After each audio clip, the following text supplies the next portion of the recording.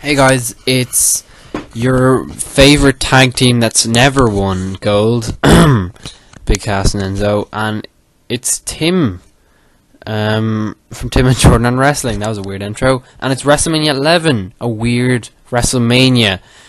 This one was interesting, so we're going to do the usual thing. I'm going to get into the matches, and then talk about the show, and then do fun facts at the end. So let's talk about the show. Wrestlemania 11 was hosted from the Hartford Civic Center in Hartford, Connecticut, near where WWE headquarters is, and on April 2nd, 1995, in the heart of the New Generation era, probably the worst era in wrestling. Yes, and probably not one of the greatest WrestleManias ever. I think probably bottom 5 for me. Not a great WrestleMania, let's be honest. Let's get into the first match. The Allied Powers, Lex Luger and British Bulldog, defeat the Blues Brothers, Jacob and Eli. Yes, I'm on the same boat as you. I've never heard of the Blue Brothers before. But again, they're one of these teams that probably got lost and mired in mid-card hell, especially in the tag team division. Not great. Out Powers, man, they were big. Lex Luger, you look like you wanted to burst onto the single scene, which you would do, I think, the next year. But yeah, Lex Luger, big guy. A lot of... yeah. Not great, though, wrestler, to be honest. Next second match, it's Razor Ramon in decent match against Jeff Jarrett. He wins. 1, 2, 3 kid attacks Jeff Jarrett after the match. I think the Roadie, who's Road Dogg, attacks 1, 2, 3 kid. It's funny to see guys attack each other because they'd be part of DX. Of course, in the future. So that's interesting. And let's see. What else? Keeping this quick, guys. Moving on to the third match of the night, The Undertaker versus King Kong Bundy. Of course, this is another match on the streak. So here we go. The Undertaker wins, and of course, he does it in convincing fashion. The fourth match, Owen Hart and Yokozuna defeat the Smoking Guns. Again, we all know Owen Hart and Yokozuna were an interesting tag team, and they made interesting work in this match. Next match, Bret Hart versus Bob Backlund.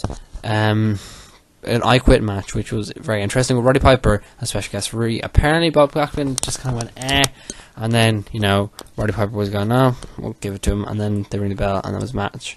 Now, let's go on to the two kind of main event match. And here we go. Let's look at them. Diesel against Shawn Michaels, and Lawrence Taylor against Bam Bam Bigelow. First one, Diesel versus Shawn Michaels, was for the WWE Championship, and that was an interesting affair because Pamela Anderson was not doing the corner of Diesel, and Psycho Sid and Jenny McCarthy on the corner of Shawn Michaels. In this event, Shawn Michaels was the heel, so Psycho Sid and Jenny McCarthy basically had to help him out, and yeah, they kind of tried to help him out, we exposed the turnbuckle and all that. But Jenny McCarthy pretty much just stayed out of it altogether and kind of went with Diesel at the end when Diesel happened to, spoiler, win the match. It was an alright match. It was a 20-minute affair, so again, a little bit of padding in there. But Shawn Michaels so like a boss in this match, really like that. And just great little exchanges at the end. And again, flying Michaels is always cool. Never really big fan of Diesel, but Diesel pulled off like a convincing, alright match in this one. So I would give it to him on that occasion. Again, just not very too overwhelming kind of main event matches here. Then the main main event, featured a lot of celebrities on the show. Lawrence Taylor with Ken Norton Jr., Chris Spielman, Carl Banks, Ricky Jackson, Reggie White, and Stephen Michael, which I'm assuming are all football players. He's an ex-defensive back. Took part in this one. He used to play for American football.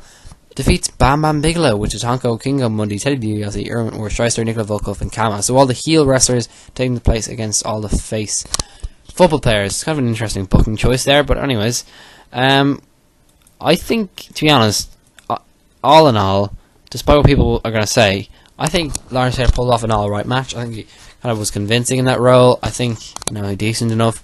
And Bam Bam Bigelow, again, we all love Bam Bam Bigelow. Really nice in the ring. This match was alright. I'm not going to say it was anything that blew me out of the water, but at least it put on a good little affair. Kind of above average, to be honest. Above my expectations, so that was good. The finish, though, in fairness, I would have liked to see Bam Bam Bigelow win this match. Just kind of disgraceful to be honest, to have Lawrence Taylor go over in this one. It's no point, to be honest. You're not going to get anything out of it. Never have a celebrity just go over for no reason in this sort of matchup. I would have preferred to see maybe Lawrence Taylor take the side of somebody but not actually compete in the match. So it was just kind of a poor booking choice. And you're not getting anyone over in this situation, let's be honest. So, it's stupid to have this at the last. I would have put this on second last and obviously put Diesel and Shawn Michaels as the main event. But interesting to see because Diesel did not get quite a good crowd reception as the face in this matchup. Definitely more of a heel, so a lot of bad booking choices. I'd say the strongest match on this card probably had to be... I don't know. Probably Diesel versus Shawn Michaels, to be honest. There's just nothing else on this card. A lot of, like, it was just quite an empty card, to be honest. And a short show. I know it's a short show, and I like that all. But I'm going to give this show a 2 out of 5, I believe.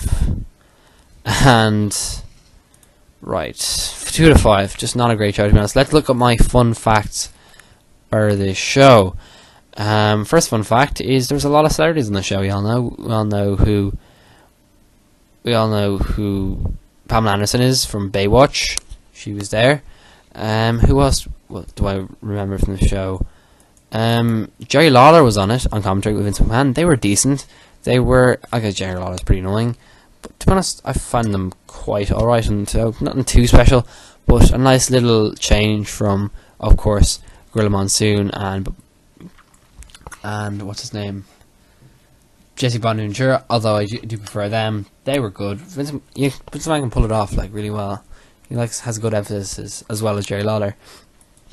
They actually are quite good at putting things over, and yeah, I like those. Who else?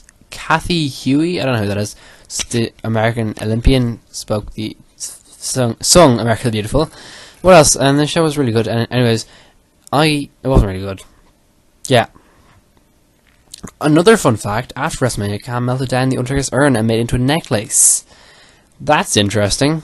So, yeah, anyways, there are a lot of little facts in the factoid. If you were gonna going back and watch WrestleManias, do not watch this one. It's just not great, to be honest. You're not gonna get your money's worth. This represented a very bad era of wrestling, where I don't even think any of these wrestlers, apart from like one, I think that was Triple H, or I'm not sure if that's 11 or 10, were on in the WrestleMania 2000. So again, a lot of these superstars just basically left, and you can see that throughout New Generation era. They did a fair chance, but they didn't really build anyone. They did a good chance of getting a lot of superstars and putting them all in place, but they never really built anyone, apart from, of course, Bret Hart and Shawn Michaels. So yeah, that's all to say about this one. Yeah, I'll see you all next time. Jordan will be back tomorrow for WrestleMania 12, and I'll be back on Thursday for WrestleMania 13. So until then, see you next time. Subscribe, share, all you can to support me, and goodbye.